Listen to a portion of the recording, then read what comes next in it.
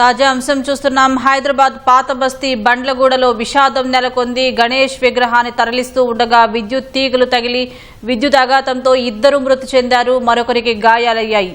మరింత సమాచారం మా ప్రతినిధి శ్రీనివాస్ ఫోన్ లైన్ లో అందిస్తారు. శ్రీనివాస్, చెప్పండి, ప్రమాదం ఎలా జరిగింది? వరుస విద్యుద్ఘాతం ఘటనలు కలకలం రేపుతున్నాయి. నగరంలోని వరుసగా ఈ ఘటనలు చోటు చేసుకుంటున్నాయి. ప్రధానంగా పాత బస్తీలోని బండ్లగూడలో విషాదం చోటు చేసుకుంది. వినాయకుడు విగ్రహం తరలిస్తుండగా విగ్రహం విద్యుత్ తీగలకు తగిలింది.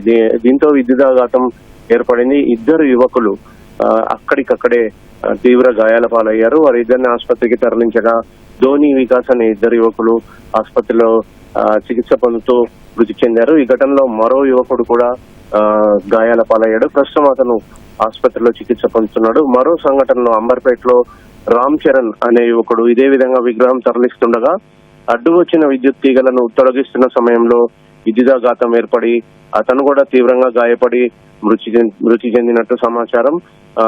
అయితే నిన్న రామంతపూర్ లో 5 ఇదే విధంగా మృతి చెందారు. వరుస ఘటనల నేపథ్యంలో విగ్రహాలు తరలించే సమయంలో పూర్తిగా అప్రమత్తంగా ఉండాలి, అన్ని జాగ్రత్తలు తీసుకోవాలని పోలీసులు, విద్యుత్ శాఖ అధికారులు సూచిస్తున్నారు.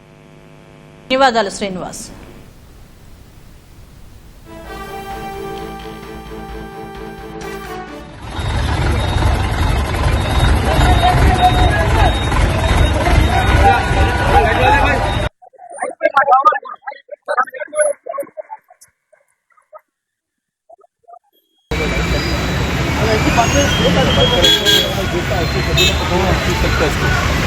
चलिए ये मेन